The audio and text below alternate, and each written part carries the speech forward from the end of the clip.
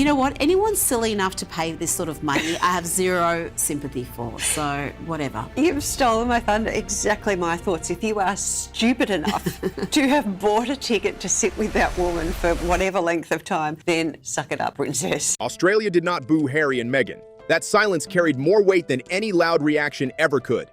What people aren't openly saying is this: Australia didn't respond emotionally, it responded logically. People observed, compared, and then made up their minds. A Roy Morgan poll of around 1,700 Australians came out late last week, and the results are hard to ignore. About 81% said their opinion of Harry and Meghan didn't improve during the tour, and 75% said Meghan failed to show a more positive side. That doesn't signal outrage, it signals detachment. It goes further. Around 87% said they doubted the trip helped repair Harry's relationship with his father. The reason why it went down well in 2018, Paul, is because the Australian public didn't know Meghan Markle very well. Well, they know her now. And what do they know her to be? A gold-digging grifter. I love you. So, whatever message the tour was meant to send, it didn't translate to the public in any meaningful way. This is not Backlash. Backlash is loud, visible, emotional. It shows up in protests, headlines, and heated debates. What happened here is different. It's quiet, measured, and far more difficult to push against. It's a calm rejection, a sense that people simply aren't interested. For public figures whose image depends on connection and relatability, that kind of response can be more damaging than criticism. They think somehow that Australians are a little naive, a little easy to skin as far as flogging her as ever merchandise. I think she thinks we're, hicks down under that won't see through it all and be just so honoured that she's graced us with her spreads. By the end of the 4-day tour, the numbers supported that impression. The retreat didn't sell out. The Inner Edge Summit reduced ticket prices by half before Harry even appeared. That kind of adjustment usually reflects weaker demand than expected. At the same time, a comparison emerged that stood out. While Meghan's Sydney event struggled with attendance, Pamela Anderson was hosting an event across the city. Her team had quietly reduced capacity from 9,000 seats to 2,500, but the event still maintained strong engagement. Same weekend, same city, and a similar audience, but very different outcomes. And it was billed as a women's retreat weekend where you'll meet other women and have so many activities and drink by the pool and spend time with the Duchess of Sussex. Well, turns out she showed up for about 30 minutes and then she split immediately. They were then shacked up with strangers. They paid thousands of dollars for this dumb thing. And needless to say, a lot of them are now furious. So much so that they're demanding refunds. Everything discussed here comes from publicly available information. Polls, ticket sales data, media reports, and even messages attributed to event organizers have all been circulating. These details create a broader picture that's difficult to dismiss. This is where it becomes more complicated for the Sussex team. Media criticism can be ignored or labeled unfair. Tabloid coverage can be challenged. Editorials can be dismissed as biased. But data is harder to argue with. A polling sample of 1,700 people reflects a measurable trend. A venue reducing ticket prices suggests demand issues. Reports of last-minute outreach to fill seats point to pressure behind the scenes. Everyone thought that she was going to be there for the weekend. She wasn't. But also, apparently only around 119 people were there. Instead of the 300 that were in, there were 300 tickets sold out. Which also is hilarious because Gemma up on the Besties Instagram had put up, we still have rooms left. Only a few. Right before, and of course, Meghan's people call her like, take that down. And so it was taken down, but not before I got a screenshot. These are not opinions. They are data points. And when combined, they begin to form a consistent narrative, one built gradually through observable facts rather than speculation. The retreat itself was presented as a solution. Another source says a friend of mine is absolutely furious. She paid all that money and was promised a whole weekend full of fun, food, drinks, activities, only to find out Meghan stayed for 30 minutes. The guest was reportedly left confused as to what happening and with expectations on far more access to the Duchess throughout the weekend. Around 300 tickets were offered, priced at 2,699 Australian dollars for standard access and 3,199 for VIP, which included a private room instead of shared accommodation. How many people did attend? It's Meghan, the Duchess of Sussexes. How could Meghan, the Duchess of Sussexes, drive this small crowd? I'm pretty sure that not every seat was full. It was hosted at the Intercontinental Sydney Coogee Beach and promoted as a full experience. 2 nights, a gala dinner, wellness sessions like yoga and sound healing, coaching opportunities, and a featured in-person conversation with the Duchess of Sussex during the Friday night gala. Early media coverage even framed it as a high-profile, almost exclusive moment. What reportedly happened during the event appears more limited. Meghan arrived at the hotel shortly after 5 p.m. on Friday and participated in a Q&A session with organizer Gemma O'Neill that lasted about 2 hours. Shortly after 7 p.m., she left in a Range Rover to attend a rugby match with Harry. Meanwhile, guests who had paid for the experience were beginning their evening program without her presence. Some tables have only 3 people at them and some have 4. This was a massive fail. And you see, this was not Meghan talking, but this was the same attendees. They paid for the whole thing. They were not only to watch Meghan talk about her dishwasher soap story. I'm pretty sure that Meghan talked about that. By Sunday morning, early reports began circulating online. 2 anonymous insiders claimed that organizers owe answers and suggested that some attendees were already asking for refunds. One comment stated that a guest paid all that money and was promised a whole weekend full of activities, food, and experiences, only to find out Meghan stayed 30 minutes. Those kinds of reactions reflect more than disappointment. They suggest a gap between expectations and reality. We have this video comparison between 2018 and 2026. And here you can see the big difference between the two. You have actual crowds, you had actual expectation, people. There was a lot of energy back then that is undeniable compared to what is this? Yeah, it is sad. Now, it's important to stay precise here. No confirmed attendee has gone on record, on camera, demanding a refund. That part matters. What is documented, though, paints a different kind of picture. There was a retreat that didn't sell out. There was a journalist, Ariana Packy from 7 News, who was reportedly removed from the guest list once organizers realized her profession. And there was a spokesperson for the Sussexes, who told the press association that Meghan was always only confirmed to attend for her Q&A portion of the weekend. So if you're an online psychotic sycophant of Meghan, you're more than welcome to come. But if you're a professional woman that happens to work in a media career, no, sorry, we'll take your money, then we'll kick you out. It's honestly, this has just got disaster written all over it. That last detail stands out more than anything. Because if the agreement was strictly for a 2-hour Q&A, then technically the obligation was fulfilled. No contract broken, no formal issue. But the way the event was presented to the public told a different story. The marketing suggested a full weekend experience, something immersive, something personal. That gap between what was promised and what was delivered is where the Megstock label starts to shift from a nickname into something more critical. But it's all me. It's incredibly intensely boring. And not worth $1. The comparison is revealing. A real Woodstock crowd didn't show up for just one moment. They came for the entire atmosphere. People stayed through discomfort, through chaos, through unpredictability, because the experience itself mattered. But here, the energy seemed different. People arrived expecting access, interaction, maybe even connection. And when the main moment passed quickly, what remained didn't carry the same value. The experience didn't stretch. It ended. Then there's a moment that raises deeper questions, and it's one that's difficult to reframe. This was terrible. What is this? Is this Meghan and Harry in the middle of what? Nothing. This is not AI. This is no people in here waiting for them. No crowds. They had these barriers, like they were expecting, I don't know, hundreds of people to flood the streets of Sydney and be excited about, oh, there's gonna be the sausages in there, but no, nothing of the sort. On Friday morning, just hours before other scheduled appearances, Harry and Meghan visited Bondi Beach. They met survivors of the December 14th Hanukkah terror attack, a tragedy widely described as one of the most severe anti-Semitic attacks in Australian history, leaving 15 people dead and 40 injured. Meghan spoke directly with survivors, including Jessica Chapnick-Khan and Elon Zier, both of whom later shared positive remarks about the interaction. Up to that point, everything followed expectations for a public visit of that nature. What happened afterward is where the situation becomes more complicated.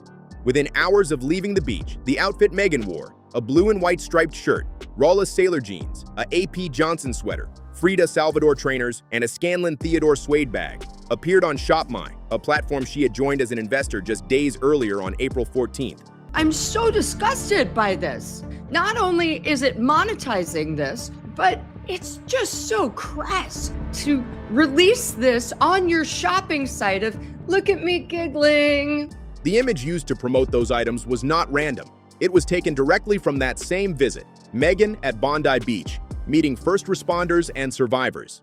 That choice drew immediate attention. Tom Sykes, writing for his Substack The Royalist, highlighted the situation later that evening.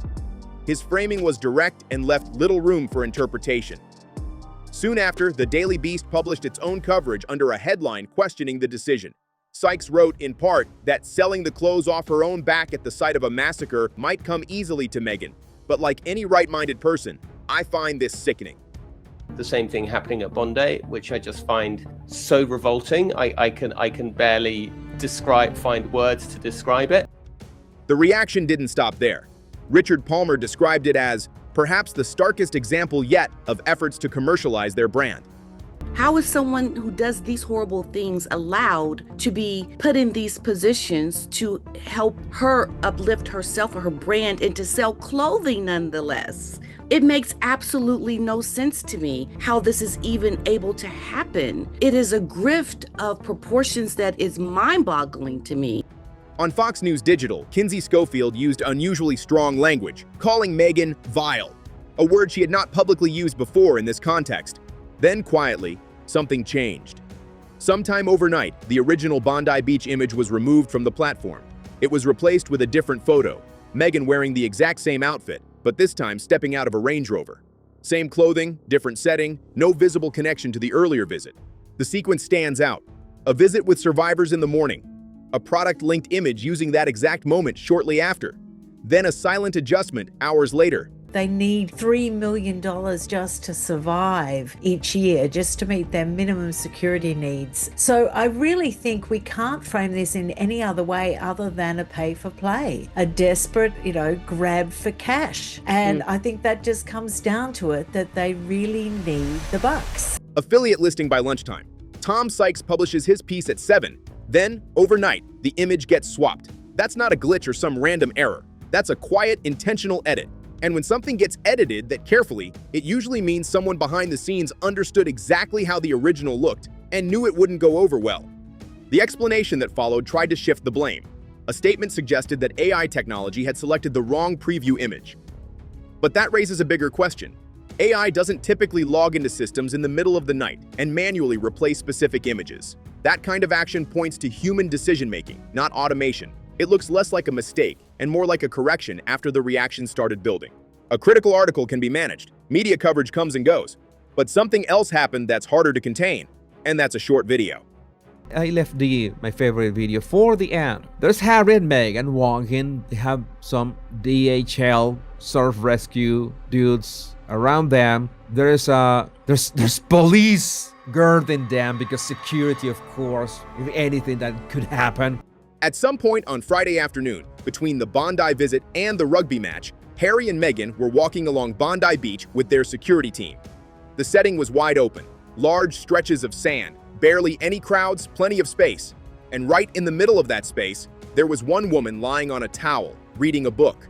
She didn't look up, not when the group approached, not when Harry passed, not when Meghan walked by.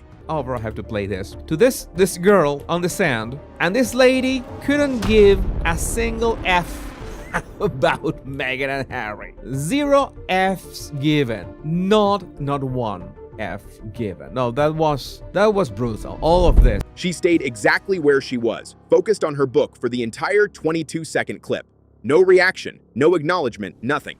That moment was captured and posted by news.com.au on TikTok later that day. The clip quickly gained traction, reaching around 1.3 million views. From there, it spread across multiple outlets including Fox News, Yahoo, Daily Mail, International Business Times, and Deseret News. Within a day, Australian broadcasters were also covering it. The captions that followed added another layer. Some called her the unbothered queen. Others simply labeled her a legend. She's not really even, I think, hiding it. I mean, I think, the level of delusion, it's actually frightening. It's frightening. When your entire entourage of bodyguards and security is leading you across a beach in Australia, and there is an immovable woman in a bathing suit laying on her belly, reading a book or journaling or whatever, and she barely lifts her head to see this chaos and goes right back down to her business. That says you are irrelevant. The tone wasn't aggressive or critical, it was almost admiring. And that's what made the moment stand out. Watching the clip closely, there's a small detail that keeps coming up. Around the 7-second mark, a security guard's shadow passes directly over her towel. Even then, she doesn't react. No movement, no glance, no shift in attention. It's a level of indifference that's rarely seen in footage involving public figures, especially during visits designed to attract attention. For comparison, there's another moment from the same tour. A BBC Vox Pop interview in Melbourne featured a local resident named Andrew Bridge. When asked about the visit outside the Royal Children's Hospital, he responded on camera, "I wasn't aware they were coming at all. They are very much about self-promotion. They would probably be my least favorite royals."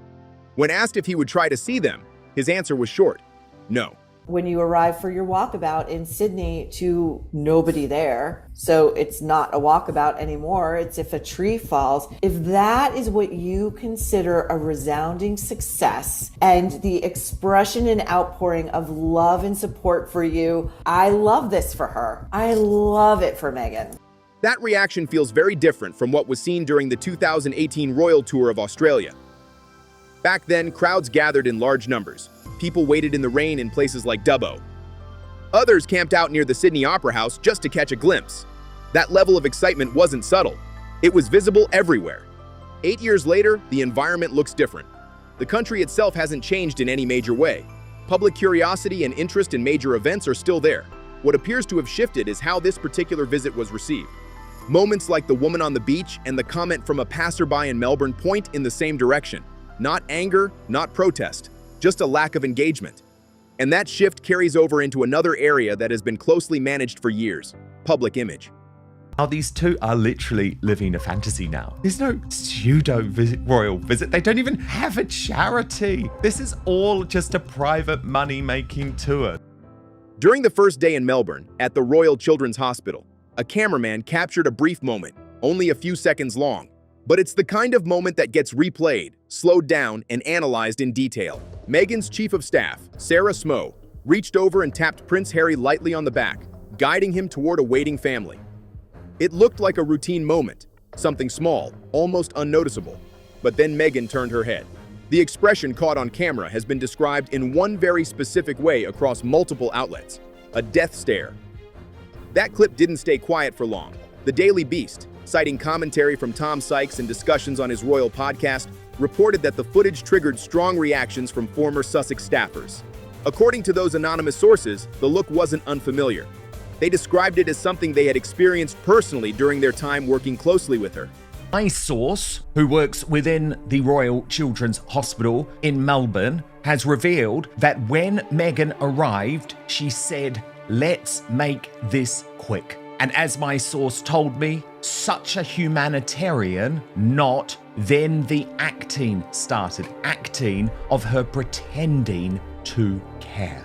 Now, reading body language is always subjective.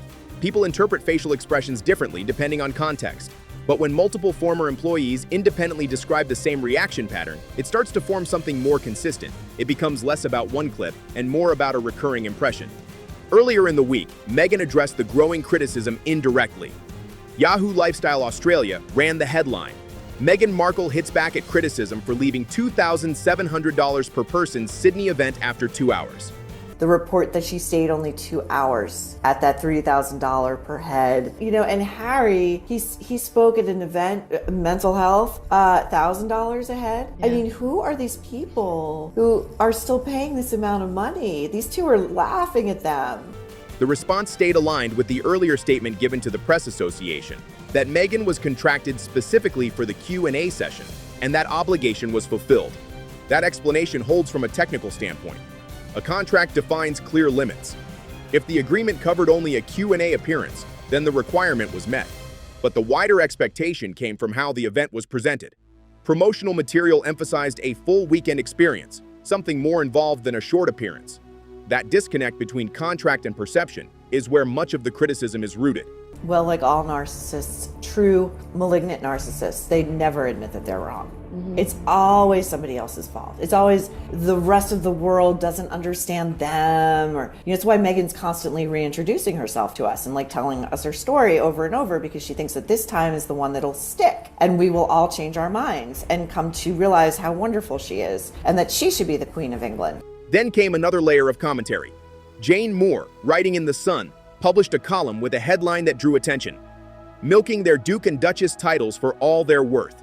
In it, she described the couple as the Montecito grifters and argued that their recent tour resembled a royal tour in structure, but not in purpose. They are using us as a cash machine. This is just a cash grab. They want to bring whatever it is that they bring. And look at it, they are no longer royal adjacent. They are not qualified psychologists. And as far as we can see, they aren't even the philanthropists they attest to be, because we haven't seen any donations. Her conclusion suggested that their titles were being used in a commercial context in ways that continue to raise questions. Traditionally, a royal tour ends with a very specific image. The couple boards a plane, waves to the press, smiles for the cameras, and closes the visit with a clear sense of ceremony. I think it's formed in concrete now. I don't think he's capable of pivoting. I think he and his wife truly see the world through the lens of victimhood. I think they love it. I think they love being martyrs. I don't understand what you think is appealing about moaning when you live in a mansion that has 14 bathrooms worth $14 million.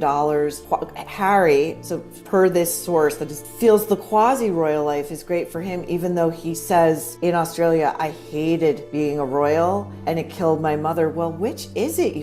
It can't be both. And then Meghan, it's the utter thumping boredom of the narcissist. This time, the ending looked different. Harry and Meghan boarded a Qantas commercial flight. There was no formal send-off, no large press presence, and no farewell editorial from the Sydney Morning Herald marking the conclusion in a celebratory tone. Instead, the publication had already taken a position earlier in the week. One editorial referred to the situation in stark terms, suggesting Australia was being treated more like a resource than a partner. The timing also adds another contrast. Just days later, King Charles III is scheduled to travel to Washington, D.C. for a state visit. This marks the first such visit by a reigning British monarch to the United States since Queen Elizabeth II visited in 2007. He is expected to address a joint session of Congress on the 28th, following an invitation supported by Mike Johnson, John Thune, Chuck Schumer, and Hakeem Jeffries.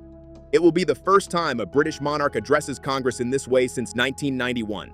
That's what a traditional working royal visit looks like in 2026, structured, formal, and state-focused. They weren't happy, or Meghan, I would say this is her rather than Harry, was never going to be happy with just being a side character, a supporting actress, if you like, to use the analogy from her previous life, to Catherine. She was always going to want to be the leading actress in the drama of the royal family. Her ambition is such that she couldn't compromise, Angela. And as you will know, being an Australian and watching the royal family, being part of that gilded cage, living within that life, does require some compromise on your own personal ambitions, doesn't it? That's what she got wrong. That's absolutely right. And it requires teamwork. It requires understanding the institution of the monarchy. And, it's just ridiculous of her to have said that she didn't understand what she was getting into. She was massively supported, much more supported than Diana was back in her day. Placed alongside that, the Australia tour tells a different story.